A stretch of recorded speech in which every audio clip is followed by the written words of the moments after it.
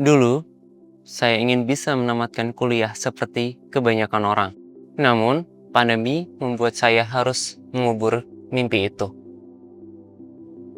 Halo, saya Fajri Anwar Fahrul, lulusan AWS Backend Academy, dan ini cerita saya. Saya tumbuh di keluarga yang besar sebagai putra ketiga dari 5 bersaudara.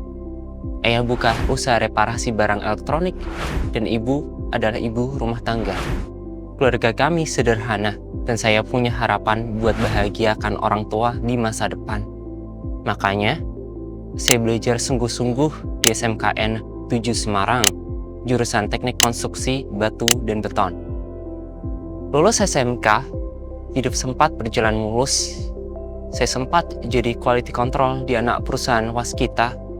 Tabungan pun cukup untuk sambil kuliah di sebuah universitas di Semarang.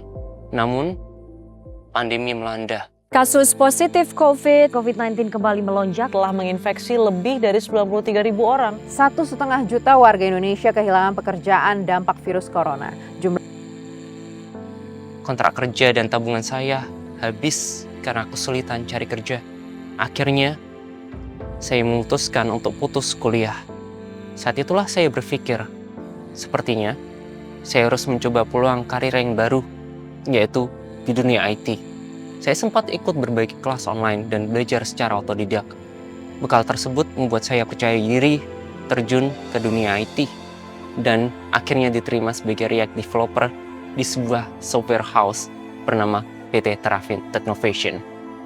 Jadi IT developer dengan latar belakang pendidikan non-IT itu susah. Makanya, saya belajar di AWS Backend Academy supaya bisa upskilling dan survive di dunia IT. Selain itu, program ini juga ngasih peluang sertifikasi global. Belajar di program AWS sambil kerja dan nyiapin diri buat ujian AWS Certified Cloud Practitioner Certification enggak mudah. Manajemen waktu bikin saya berhasil lulus AWS Certified Cloud Practitioner Certification, dan sisa waktu sebulan yang saya miliki di AWS Backend Academy, saya manfaatkan untuk menyelesaikan kelas tingkat mahir.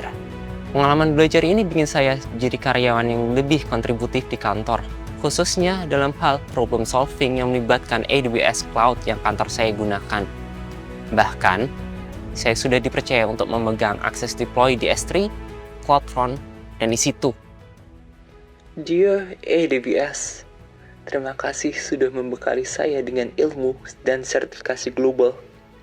Kini, saya bisa mengimplementasikan hasil belajar saya dalam program AWS pada proyek kantor kami yang menggunakan cloud service dari AWS. Baik melalui sesi diskusi arsitektur dengan tim back-end, maupun pada tahap development dan project deployment. Sertifikasi global yang saya dapatkan juga bisa saya pajang di LinkedIn. Terakhir, Fajri yang dulu sempat berhenti studi, sekarang bisa melanjutkan mimpinya dengan kembali duduk di bangku kuliah. Terima kasih AWS. Perjalanan yang saya lalui ini bikin saya sadar akan satu hal. Jalan buntu yang kita hadapi dalam hidup tak selalu menyuruh kita untuk berhenti.